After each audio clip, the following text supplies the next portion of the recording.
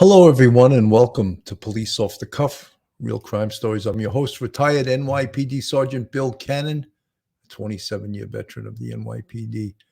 Folks, what we're seeing over in the Middle East and Israel after these attacks from Hamas are unprecedented in the way that civilians were specifically targeted in these attacks by Hamas, which should be considered a terrorist organization, not an army, not a sanctioned army, but a terrorist organization that specifically targeted helpless civilians, specifically children, schools, music festivals, to carry out their attacks on a country that was unaware and totally surprised by these attacks. Again, you hear a lot that this was a intelligence failure.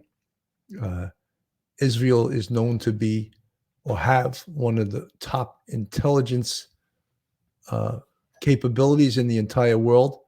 However, this was not something that just occurred at the spur of the moment. This had been planned for over a year. And as a result of these attacks, there are over 150 hostages. And it keeps changing hour by hour as more and more techniques are being used by both Hamas to play the public relations war besides the actual on-ground violent killing people war. And Israel is going forward with, of course, taking Gaza and commencing the ground war and going house to house in an attempt to recover these hostages. Now, the United States, there's at least, the number keeps changing, 15 to 20 of these hostages are American citizens. So the Biden administration is involved behind the scenes, of course, showing American strength by sending warships there, supplying Israel with anything they need in regards to weaponry, supplies, all of those things. We are fully behind Israel in this war. Yet there are so many innocent people on both sides dying. Palestinians that aren't involved with Hamas have to get out of Gaza. Just think about evacuating any area in a 24-hour period when there's over 1 million people. It sounds like an impossibility. And then countries that they could flee into, for example, Egypt, will not allow them to cross over into the border. So very, very difficult politics for the people there. And you can understand why Palestinians who are not involved with Hamas are victims of this also. But the biggest thing we cannot ignore is the sheer violence and depravity and just animalism of these attacks on civilians, babies, families. And what we're really concentrating on today is how are they going to recover some of these hostages? And of course, alive, unscathed, unhurt. How is that? It seems like almost an impossibility. However, the work is underway to attempt to do this. And we're going to talk about this on today's show. Folks, buckle in, hold on to your hat. This is Police Off the Cuff, real crime stories, real crime, and the top stories from the police perspective. Hang on, and we'll be there in just a few minutes.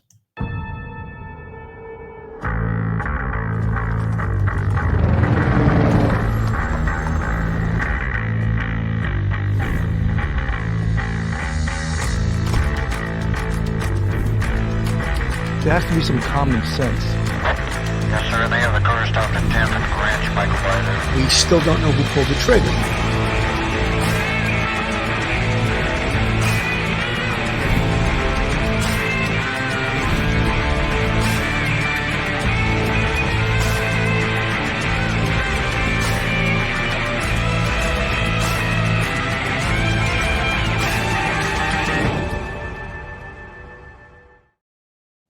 Hello, folks. We're back. Police Off the Cuff, and I'm your host, Bill Cannon.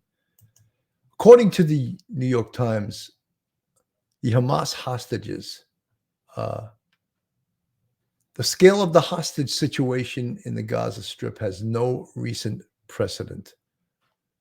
Shiri Bibas, a young mother, is holding her two red-headed sons, Ariel, who's 4, and Kifir, 9 months, as armed militants surround them in an online video. In a separate video, Doron Asher Katz, who's 34, is being blindfolded in the back of a pickup truck. Next to her are her mother, Efrat Katz, 67 years old, and her daughters Raz, 5, and Aviv, 3. 12-year-old Erez Calderon appears in yet another video being pushed down a path by Palestinian militia members. Noam Eliakim, a father, can be seen limping while militants march him across the border into Gaza. When attackers entered his home on Saturday, they shot him in the leg and used his wife's phone to live stream as they abducted the family, including his daughters, Daphna, 15, and Ella, 8. Yafa Adar, 85, is the woman in an image that much of the world has seen as she sat in a golf cart that militants drove into Gaza. She normally takes medication for chronic pain and heart and lung conditions. Without her medication, every minute is a horror for her. There's no recent precedent for the scale of hostage situation in the Gaza Strip. Hamas, the militant group that governs much of Gaza, abducted about 150 people during its weekend invasion of southern Israel. Most of the hostages are civilians. Hamas has threatened to execute them one by one and videotape the killings each time an Israeli airstrike hits Gazans in their homes. No modern government, not even the world's most brutal like those in Russia or North Korea, has used hostages in this way as human shields under threat of public execution. It is a reminder of why both the US government and European Union categorize Hamas as a terrorist organization. The hostages are also shaping the initial stages of this new war between Israel and Hamas, complicating Israel's planned retaliation. So, folks, we've seen the pictures. We've seen those motorized gliders going into the music festival, the Peace Festival, as it should be called. Here's that picture of the grandmother being kidnapped. And of course, we see this young lady running on the screen, running for her life as these armed Hamas terrorists infiltrated this music festival, attacking a peaceful festival. And again, this in another way, this is unprecedented, is the fact that they are using, look at that. Imagine that, like, and what we're seeing on the screen is these motorized aviation tools of death flying toward the music festival. Is a better look on the screen of two Hamas terrorists in it, just indiscriminately shooting people on the ground. I can't even imagine being at that festival and the fear that these folks must have felt as this was occurring. And you always hope to be rescued or hope that someone is coming to help you. And this war now has been taken right to the civilians. I'm going to show some video here of soldiers rescuing hostages or retaking an Israeli military encampment. And the IDF is claiming that they rescued over 250 people in retaking this facility and killed 60 Hamas terrorists in this retaking this military installation.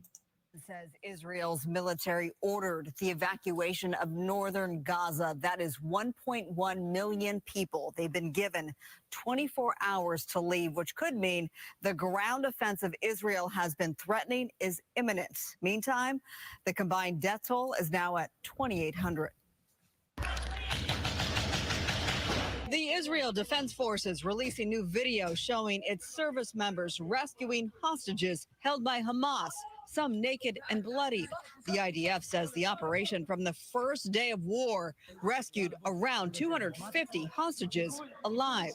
The chief of the general staff addressing the nation Thursday saying the IDF is fighting ruthless terrorists who have committed acts that are beyond belief. The military out with this online tribute to their IDF soldiers killed since the fighting began Saturday. 171 of them honored in this virtual candlelight vigil. The unity that you're showing is incredible. U.S. Secretary of State Antony Blinken in Israel Thursday, meeting with survivors of the Hamas terror attacks and Israeli Prime Minister Benjamin Netanyahu. Blinken promising support. This must be a moment for moral clarity. Hamas is ISIS, and just as ISIS was crushed, so too will Hamas be crushed. Israeli officials say a complete siege of Gaza will remain in place until Hamas frees the 150 hostages it has. U.S. officials estimate at least 5 are American. The death toll of U.S. citizens rising to 27, and the number of missing now sits at 14, according to White House National Security spokesman John Kirby. Kirby says starting Friday, for Americans trying to leave Israel, the U.S. is arranging charter flights and exploring whether it's possible to help Americans leave by land and by sea. Hearing the fire of the Iron Dome. Native Angelino Harry Fisher is just one American eager to get back to the States. Over Zoom, he told me his trip to see his daughter has turned into a lesson of living in a war zone. The siren goes off. I've got 90 seconds to get to shelter. 90 seconds. Fisher, about 35 miles from Gaza, says at any given moment he receives a text message like this, urging residents to take cover in a bomb shelter. His flight out leaves Monday. Why not sooner? It's almost impossible. If this war really intensifies over the weekend, all bets are off. Because, I mean, if they close Ben Gurion Airport, I'm not getting out. Now, about that evacuation order of northern Gaza, thousands of residents, many of them children, are trapped in Gaza with no safe quarters out. Gaza has been under a blockade imposed by Israel and Egypt since 2007, leaving people in Gaza with no way to escape. And there are, Christine, calls from humanitarian groups for those safe corridors to be established. Those have not been established just yet. Really is unthinkable, all that we're witnessing here, and the worst tomorrow could even more. It's already Friday there, and so we'll see what happens in the next several hours. Very telling. Suffering. Mm-hmm. All right. You know, folks, I think that we as Americans, we got a taste of this during 9/11, and nothing like anything close to this, where, you know, you had terrorists killing civilians, going door to door, going into schools, and I don't know if we as Americans can appreciate this with our freedoms and the what is actually happening over there, of this horrific violence.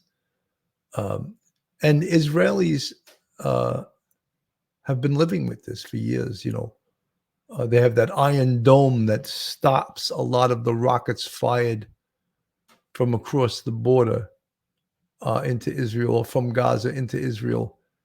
But now, because there's so much overwhelming firepower coming, I don't know if that Iron Dome has the ability to stop all of the rockets that are coming for us.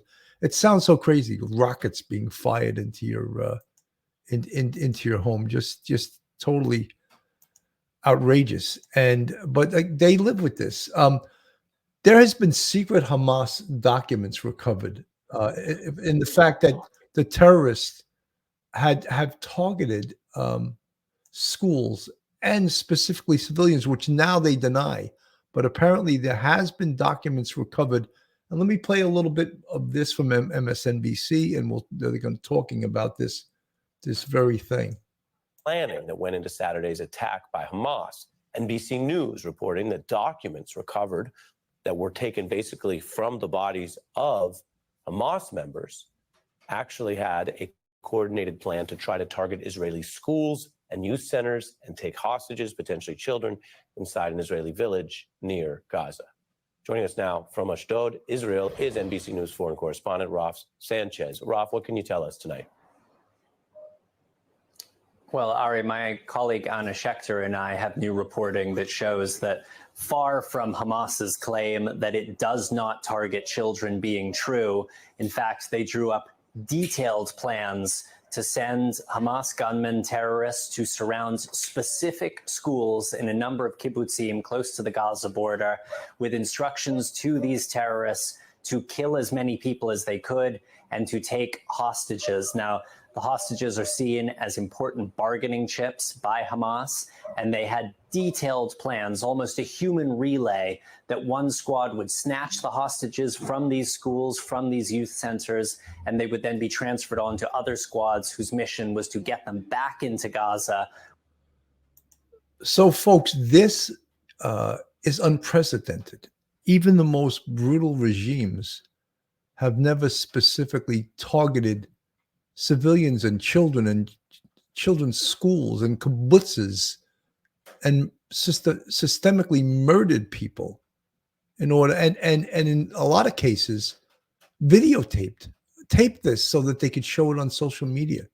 This is the new world, this brutal new world we live in, where they could be imprisoned and eventually used as bargaining chips. Now, the tactics outlined in these documents, which were found by Israeli officials on the bodies of Hamas terrorists, were the tactics that were executed by these gunmen in the field. It describes in detail using columns of motorcycles to move these fast-acting squads from one kibbutz to the other. We see them moving street by street, surrounding specific areas. Ultimately, this attack was carried out in the very early hours of a Saturday morning. So these schools were not in session. These classrooms were not full of kids. But the intention appears to have been there. Hamas, rather cynically today, released some video showing some of these terrorists holding Israeli children during some of the sieges that went on in these kibbutzim. They released this video trying to give the impression that somehow they were kind to children, they were compassionate to children as they carried out a legitimate military action against Israeli troops. But those claims undermined not only by these documents that Anna and I are reporting, but also by these just absolutely gruesome photographs put out by the Israeli government showing the charred corpses of babies as well as other babies who have been shot. Ari.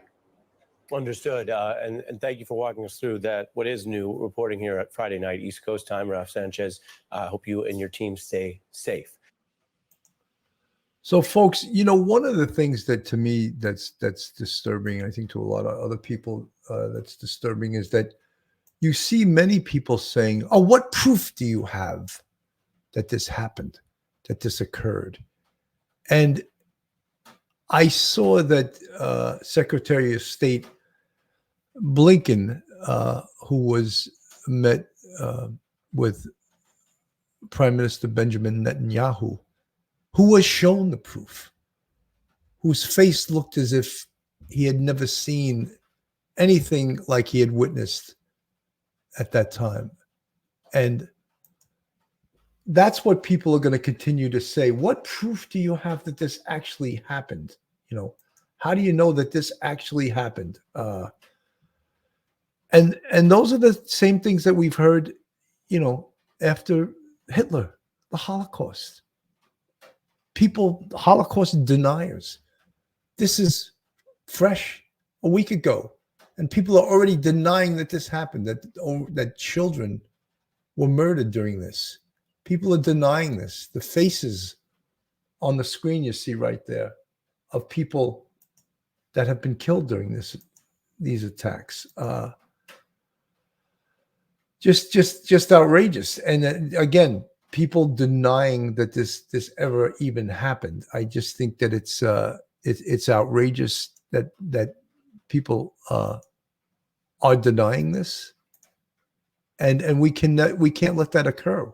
We have to make sure that this is not.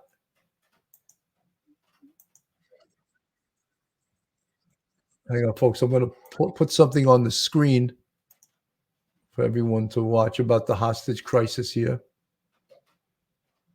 6 days into the worst hostage crisis in Israel's history, desperate families waiting for answers. I can only think about my family over there, Steve. What are they doing to them? There are at least 150 hostages, and there's still Americans unaccounted for. But some receiving the news they'd feared the most. That's your mom. Earlier this week, 66-year-old American Adrian Netta's family was on the phone with her when Hamas gunmen burst into her home. Her son, speaking to Lester Holt, still hopeful. We're waiting for you. We love you. We're waiting for you at home. But now, Netta's family confirming she's been found dead. The family had called on the U.S. and Israel to do everything they can to find the hostages. Secretary Blinken and a team in Israel this morning to push forward the search for Americans still missing. While Israel waits to learn their fate in the darkest hours still coming together, singing the national anthem in bomb shelters, and drawing strength from stories of heroism, including that of grandmother Rahel Edri. 5 terrorists burst into her home on Saturday, but quick-thinking Rahel decided to offer her captors food. So on the table here, you can see some of the food, and she told us they made her taste everything she gave them because they were worried she might have tried to poison it. Buying time for Israeli commandos to storm the house and set her free. I tell the hostages the whole country and the whole world cares for you. Don't show them you're afraid, she says. I'm so happy you're safe. A moment of hope in an hour with few of them.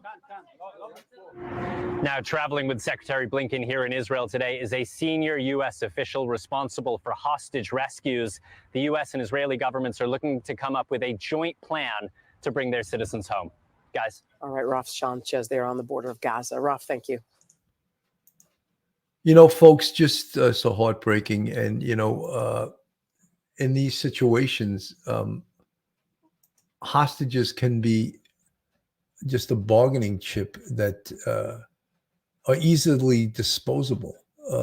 No, I shouldn't say easily, but when the price is too high to pay for them, what do you think that the government is going to do? And the U.S. and I would imagine Israel also, we have a huge value on life, on human life, and some of these other countries, and obviously these terrorists, Hamas, ISIS, they don't have the same value on human life as we do, and it's so sad to see these things occurring. And again, there is no easy way to get these hostages out alive. And these images you see on the screen, they're just horrific. And we can't, this is not a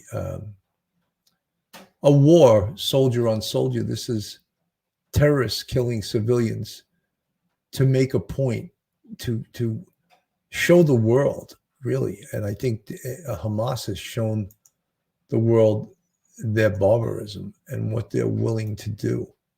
And how do we get back? How do we rescue kidnapped civilians? How do we make sure that they're not killed? There is no easy way. This whole tunnel system they have in Gaza, where Hamas knows where all these tunnels are underneath the city. Many of the hostages, the kidnapped civilians, could be in this tunnel system. So when the IDF, the Israel Defense Forces, commence the ground war in Gaza, they will be doing just that, going house to house and going from tunnel to tunnel to attempt to find these hostages. I would imagine that there is all kinds of negotiation being attempted behind the scenes. However, again, there is no guarantee that any of these negotiations will work, if any of these negotiators are going to be listened to. And all we can do is keep trying and do what we've done in the past. Thank God there is experience by, of course, the CIA, the FBI, Navy SEALs, military intelligence, all the tools we have in this country. And don't forget, when we talk about an intelligence failure, fingers were pointed at the United States that we had an intelligence failure prior to 9/11. And that's what enabled, there were warnings, there were warning signs. However, as pointed out by numerous people, intelligence is not just the work of the people that collect the intelligence and the people that act upon and the people that investigate the intelligence. It also involves government and politicians who are reluctant to take chances on things that will make them look bad.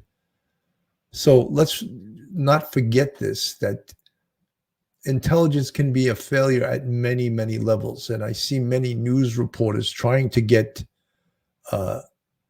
specific answers. How was this intelligence failure possible? And an intelligence official said, well, because it's a many-tiered application that many people have to be hitting on all cylinders for it to work correctly. Look, during 9/11 with the United States, there was information that some people were taking flight lessons in Florida and that they only wanted to learn how to fly a plane up in the air. They didn't want to know how to take off and they didn't want to learn how to land. Should that have drawn some red flags? Yeah, I think it should have been. And there were other things that were disregarded. The FBI was looking specifically for 2 terrorists that were in the country. I believe they were in San Diego, California. And the CIA had the information they wouldn't tell the FBI. So those are some of the bureaucratic, nonsensical things that our government deals with. And I'm sure every government deals with that at all levels. So that's where you can get intelligence failures. And was this an intelligence failure? Well, yeah, it was. But then again, when they conclude this war, hopefully it'll be over quickly, although it doesn't appear that that's going to occur. They'll look back and see what were the failures. What did we need to do? What did we miss? Why didn't we act upon this? Why didn't this person do that? Why didn't that person do this? Well, there's going to be enough blame to go around, but that's not right now. That's not the most important thing. How can hostages be rescued when Israel's about to launch a huge invasion of Gaza? And I mean real hostages held in Gaza. How can you possibly get them out? Well, that's an incredibly complicated question. You could, from a military operation perspective, you could do it at the same time as a ground invasion, or you could coordinate the rescues to go down independently. But it really depends on the battlefield that is laid out in front of you. With Hamas telling people not to leave, that complicates the situation by keeping more chess pieces on the chessboard itself. It doesn't make it impossible, but it certainly makes it more complex.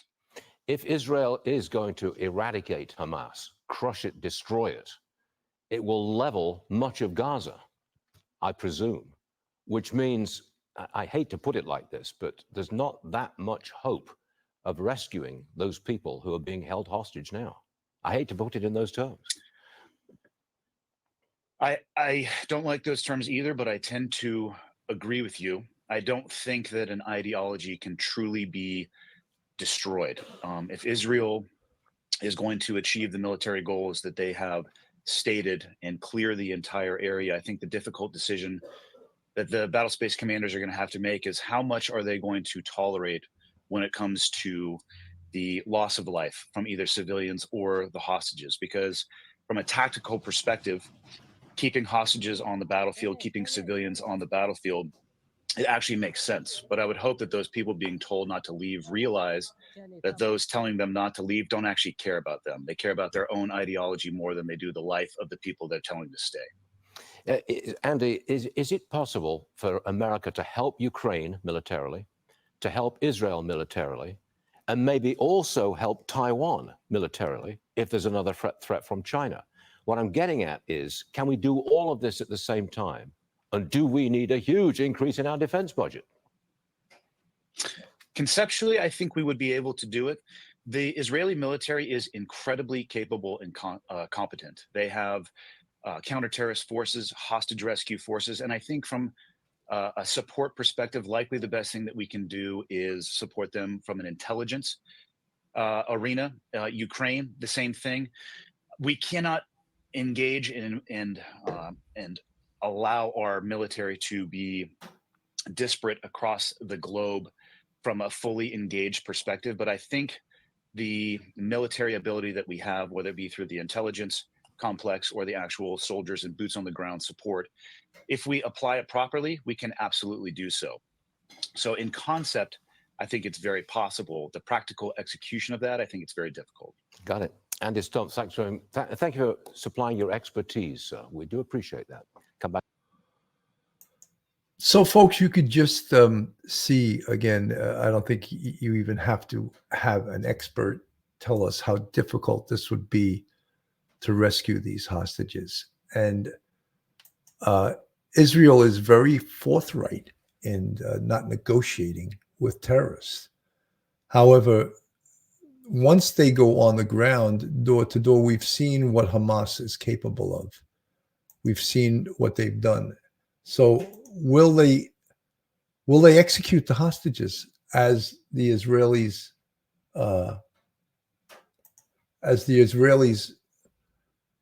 start the ground invasion? And that is a big question we have here. What will happen once they hit the ground? Once the ground war starts, what's going to happen? What will they do once they invade Gaza? Which now it's been bombs being fallen. Then they're going to go door to door, and how is that going to look? And we're going to see that shortly. And again, the people who have loved ones that are being held hostage, it's unbelievable the stress they're under, and many people in this part of the world, I don't think you ever get used to war, but this is really a horrific situation. Are being held by Hamas in the Gaza Strip. Holly Williams has more on the efforts to rescue them. New video today from Israel's military claims to show special forces doing battle with Hamas militants on Saturday near the border with Gaza and rescuing around 250 hostages. On the other side of the border, there'd be even greater risks. How difficult is it to rescue a hostage from the Gaza Strip? Yohanan Plesner is a former commando in Israel's military. Hamas has underground tunnels and basements, but they sure know how to torture and hide people, and they have so many of them, so it will be extremely difficult. Disturbing Hamas propaganda appears to show the militants mistreating their captives. For relatives of those taken, it's unbearable.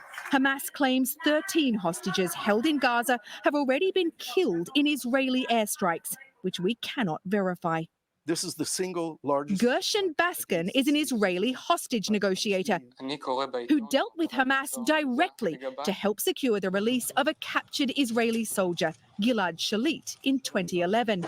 Now he says Hamas will not negotiate. Only Israel's military can free the hostages.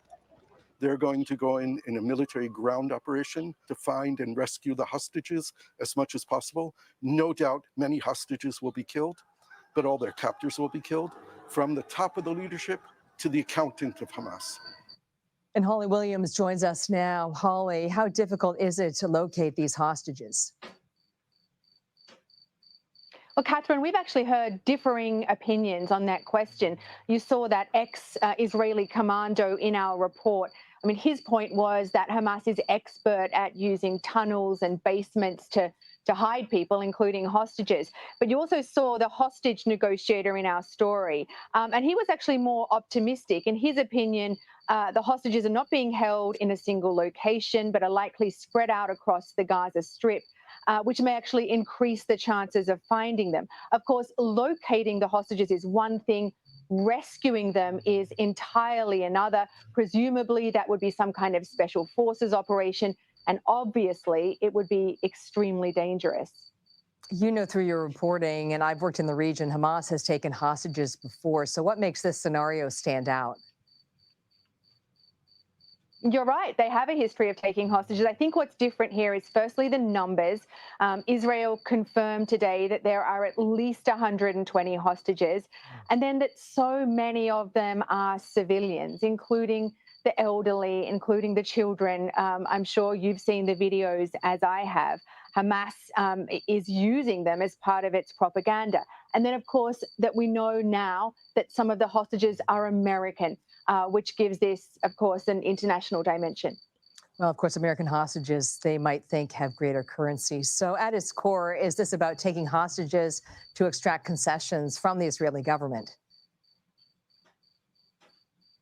Well, we don't know exactly what Hamas's motivations were when they launched this attack, but certainly now they are clearly using the hostages. First of all, they've said that they won't negotiate while they're still under enemy fire. And they've even threatened to kill one hostage every time Israel bombs Palestinian civilians without warning. So that's a kind of game of deadly blackmail that Hamas is playing right now.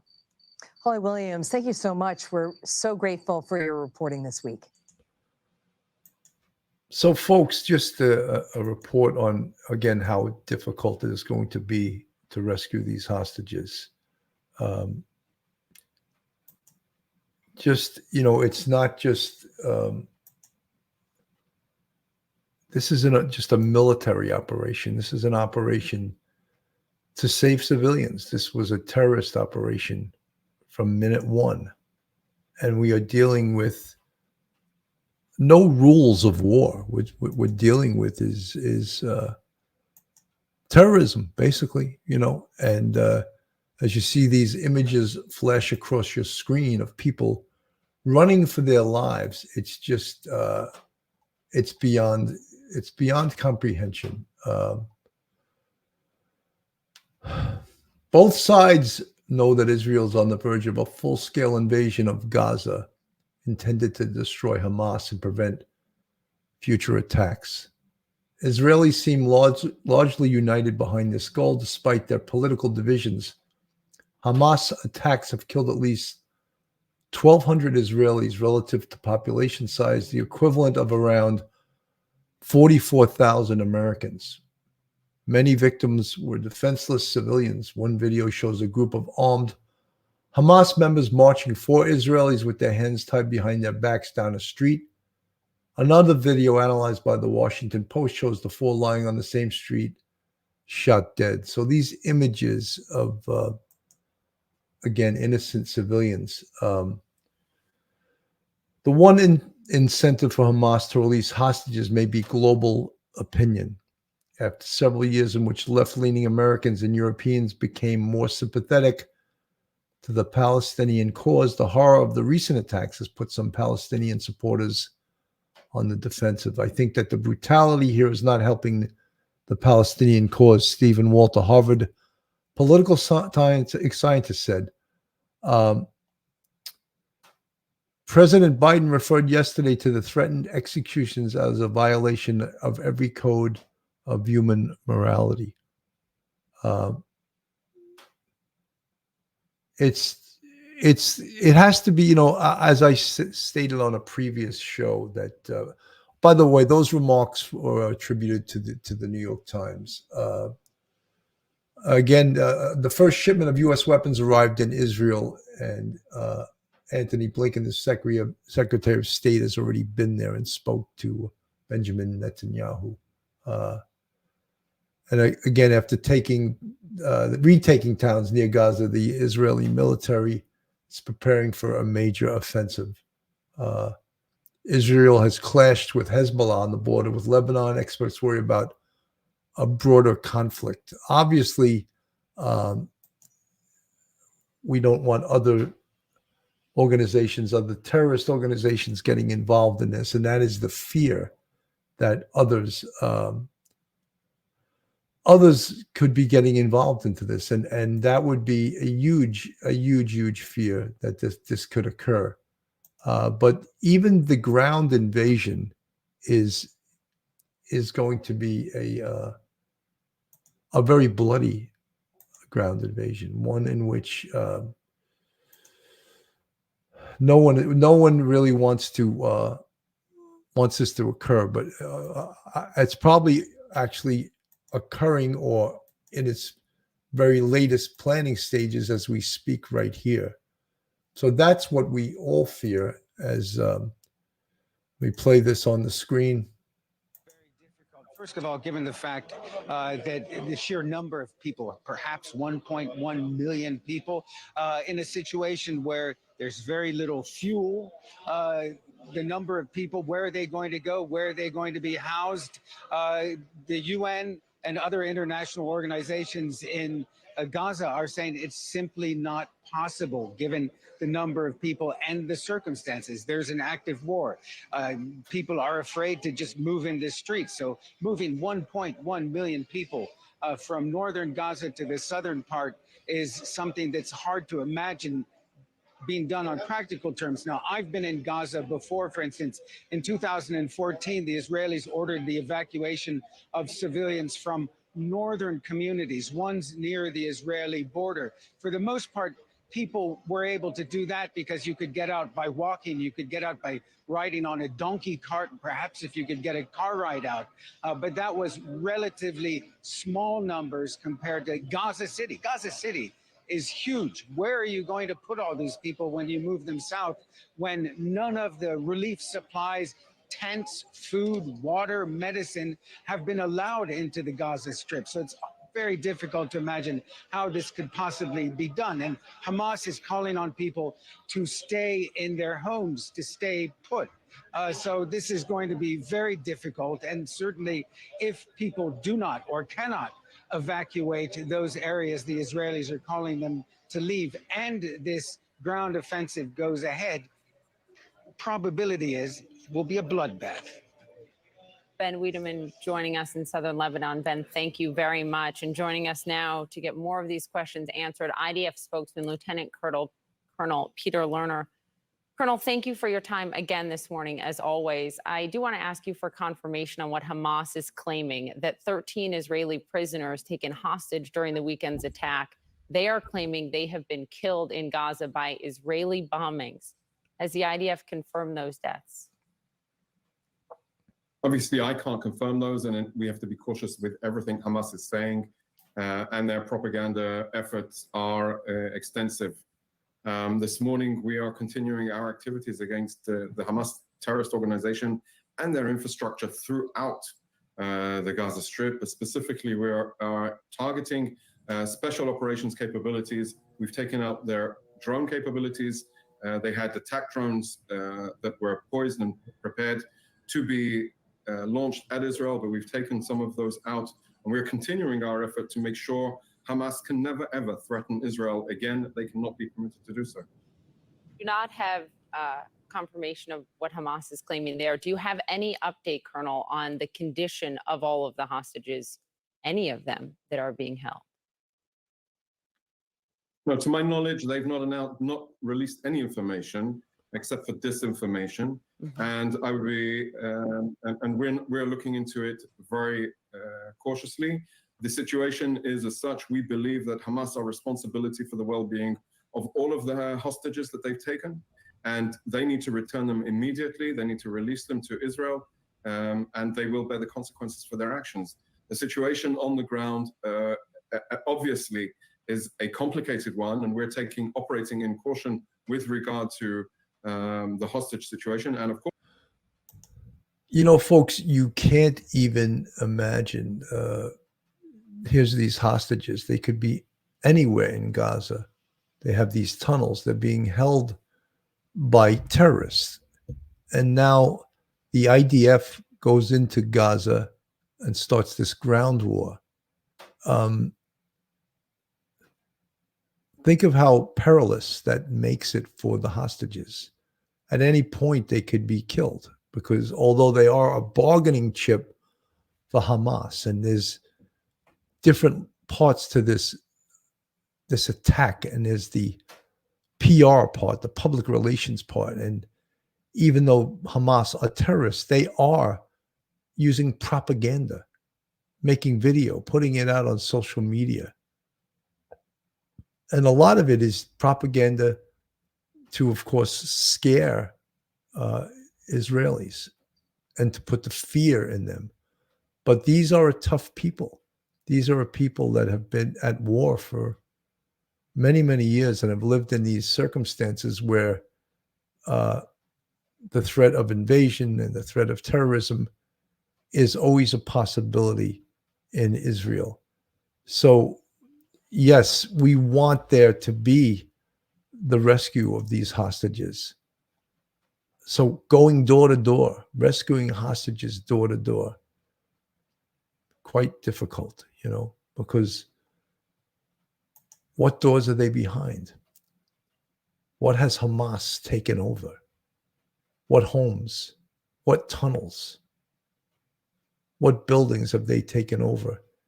And what lengths will they go to? Well, we already know what lengths they will go to hold these people, to kill these people as they get overwhelmed by the IDF, the Israeli Defense Forces. And those are the questions we have here. And again, it can never be underestimated how difficult this is to rescue hostages. Just the word hostage itself implies that it's not going to be an easy feat. of course, it is influencing our operational game plan. How is it influencing it? Is it causing the IDF not to take certain actions at this moment that it would otherwise take? I obviously won't elaborate on operational considerations, but definitely it is part of the planning process, and we do need to take that into consideration. Our priority is to return them home as soon as possible. The recommendation from Israel for about 1.1 million people, according to the UN, to move out of northern Gaza. There have been some reports of a time frame put on that. Is there a time frame that the IDF has put on that? So the order is to evacuate immediately, and I would highly recommend that people adhere to that instruction, because the military is determined to take out Hamas's capabilities. You know, that they operate as from a stronghold within Gaza and Gaza City, and they can no longer be permitted to utilize that area to govern us. So I would say, yes, the idea is, in order to minimize and mitigate civilian casualties, and this is what you've been asking us up over the last couple of days, what about humanitarian corridor? This is part of the humanitarian effort so that people will not be influenced more than they have to be in this conflict.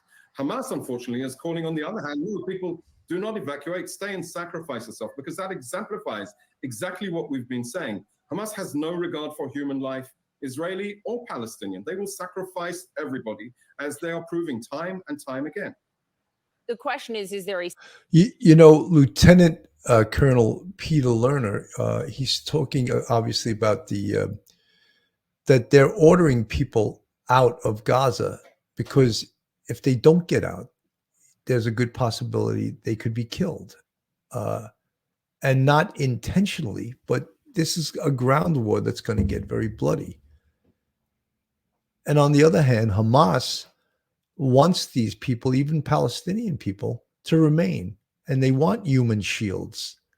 And there's the difference between the sanctity of human life, as per Lieutenant Colonel Lerner here, on the Israeli perspective, and Hamas, who is suggesting that Palestinians stay in Gaza. And staying in Gaza could certainly mean death or a good chance of death. And that's why the Lieutenant Colonel Lerner from the IDF is reiterating that they want folks to leave. And the UN and many other organizations talk about the humanitarian crisis that's going to occur. Of course, yeah, they turned off the electricity. There's no water. There's no services. And that's all a military strategy, a strategery, if you would say, of the IDF to get people to leave, to get people to get out of there. Granted, options are not great. They have to go to the southern part of Gaza and to get out of the country. And Egypt to the north will not allow them to cross the border. So it's not an easy feat for anyone. And just imagine that many people, 1.1 million people, trying to evacuate such a small place. Look, I've tried to get out of New York City on a Friday afternoon at 4:00, and on a regular day, it's impossible to get the hell out of New York City and to get home. So imagine when 1.1 million people were ordered to leave at a very specific time and place. A safe window for all of those people, 1 million plus people, to evacuate to the south. The United Nations says it is, quote, impossible for such a movement to take place without devastating humanitarian consequences as these airstrikes continue. So here's what we do. When we saw a threat on the border with Gaza, we evacuated the people from the border with Gaza. What is Hamas doing? They're not doing anything. They're sacrificing. They're telling them, no, stay put. The IDF isn't coming. The IDF is operating. We are operating extensively. When they place their offensive drones, their strike drones, their suicide drones on the roofs of houses, they are jeopardizing everybody in that house. They don't care. So we're telling people, evacuate this area because we are operating. We plan on broadening the scope of our operations in order to achieve our goal. Colonel, I'm going to move on, but what I'm trying to understand is there a window of safety, right? The UN has said 24 hours, for example. Is there a window of safety when this evacuation of a million people can happen? That the evacuation takes place immediately. The window of the 24 hours that we're talking about is the highly recommendation, but it could go on beyond that. Okay. But I would say the instruction is get up and get out of the north of Gaza and Gaza City and move to the south. And just to be clear, though, move to the south, but there is still no crossing out of Gaza for them. We're directing them exactly where we expect them not to be, where people, in order to safeguard their own lives, should move from. Not to go into Egypt or anything like that, but they should not be in the area which we designated and have told them specifically. Now, this is like a forewarning of where we're operating, forewarning of where is going to be more extensive combat, where there are going to be more extensive strikes. You know, this is the whole idea of trying to safeguard people's lives. The instruction to leave is to save people's lives. So they should leave from the north of Gaza, from the Gaza city. They should go to the south of the city, of the Gaza Wadi, and they should set up there. If they stay, they're jeopardizing themselves. Okay. This is what I'm trying to say. I know that there are concerns, considerations. There are problems, of course.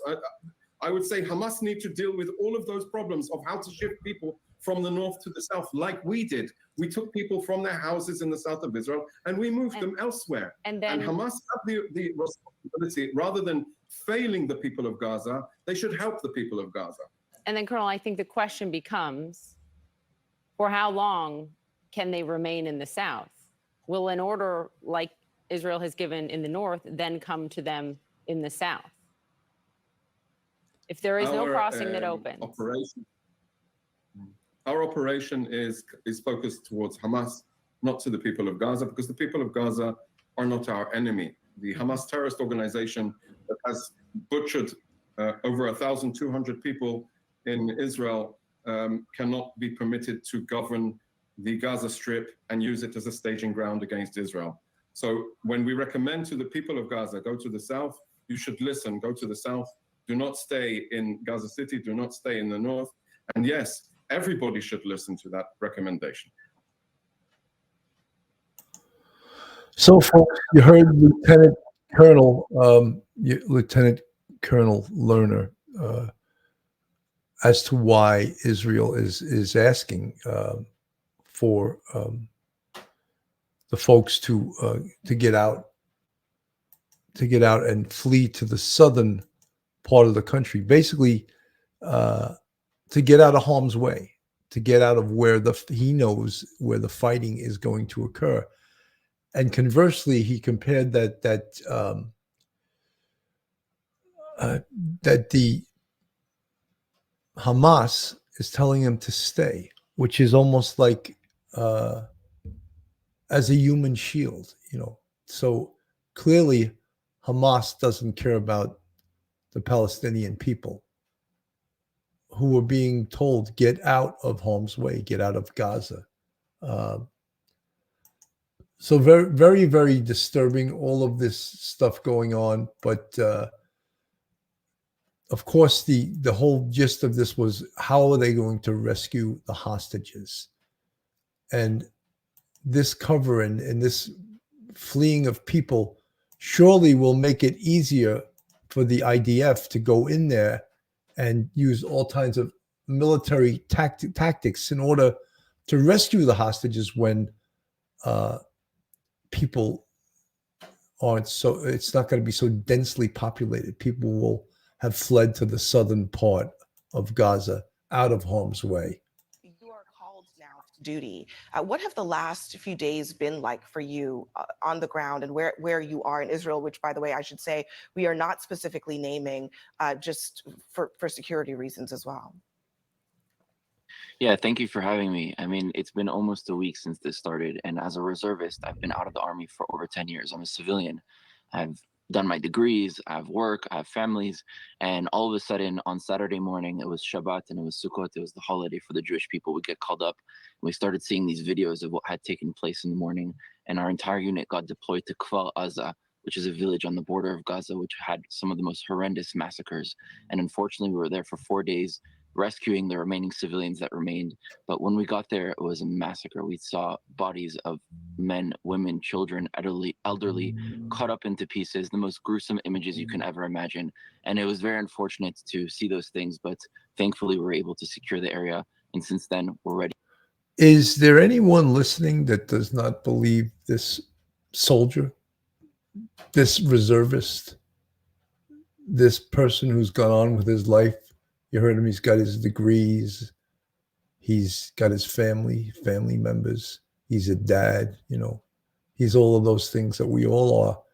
And does anyone doubt that he's telling the truth about the horrific conditions of the bodies that he encountered? He's a reservist. He's not a professional soldier. So are we supposed to think that he's making this up? I just want anyone who's watching this to ask that question of themselves. Ready to be deployed to the next location. As you prepare for what this next phase of the war looks like, Israeli officials have been pretty clear that the plan right now, the objective is to wipe out Hamas. But I wonder, do you think that that will require street by street fighting? And are you personally prepared for what that would mean? I mean, the entire army has been prepared for this war. Hamas's goal from its very beginning has been to eliminate the Jewish people and to eliminate Israel. It's actually been in their constitution when they built their government, saying that they need to eliminate the Jews not only in Israel, but in the entire world.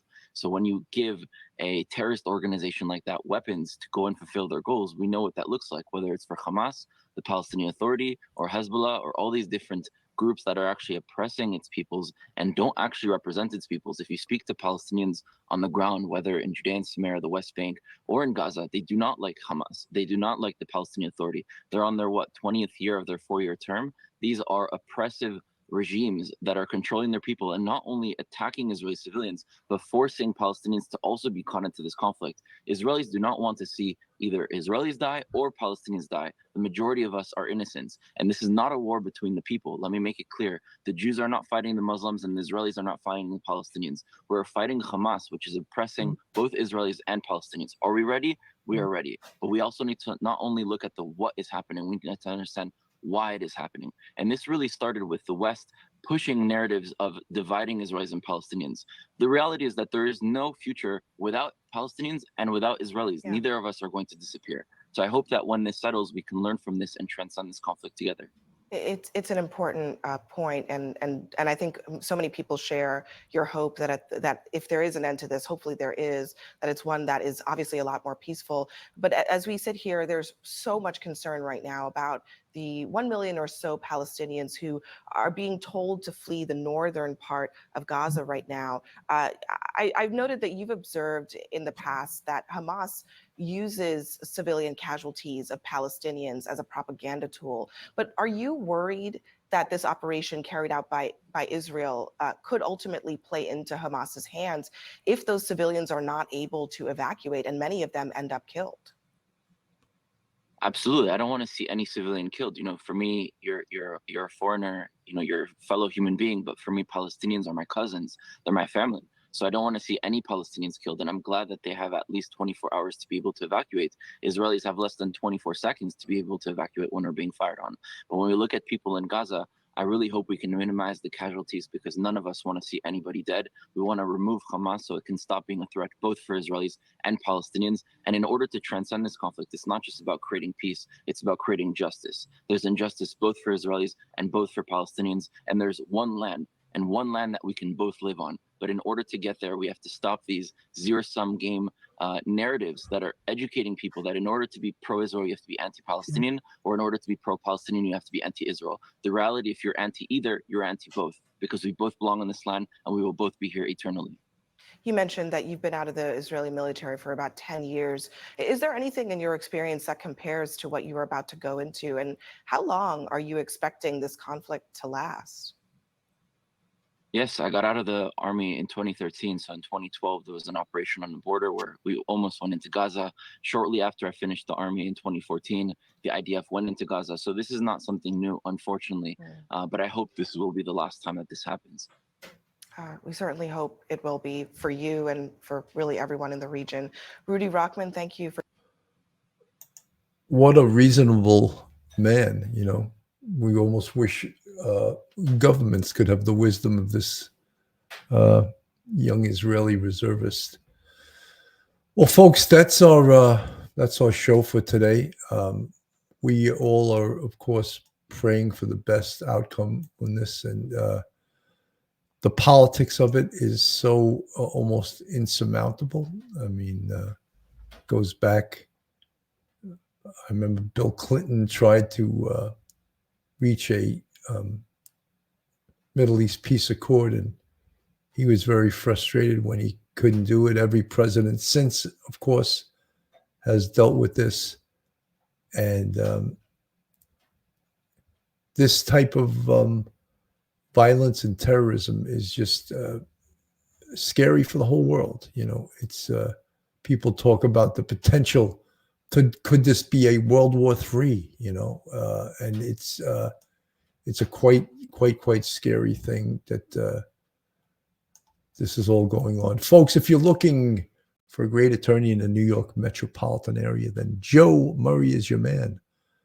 Joe Murray is a retired NYPD police officer and a fantastic defense attorney. You can reach Joe on his cell phone at 718-514-3855. Email him at joe@jmurray-law.com or go on his website, jmurray-law.com. Joe's not only a great defense attorney, but a huge supporter of the Police Off the Cuff podcast. So, folks, this is our report for today. Again, we started out discussing rescuing of the hostages door to door, which seems like a task that is, I shouldn't say impossible, but quite difficult. And we all hope and pray that as many of these hostages as possible will be returned to their families returned to their loved ones, hopefully alive and unhurt. And that's our hope and prayers for this. I'm Bill Cannon from Police Off the Cuff, Real Crime Stories. Thank you so much for tuning in during these difficult times. This is a little bit off the topic of real crime or true crime, but it's probably the most important topic that is trending now in our world, and that's why we covered it. Thanks again. Have a great day, night, and God bless. One episode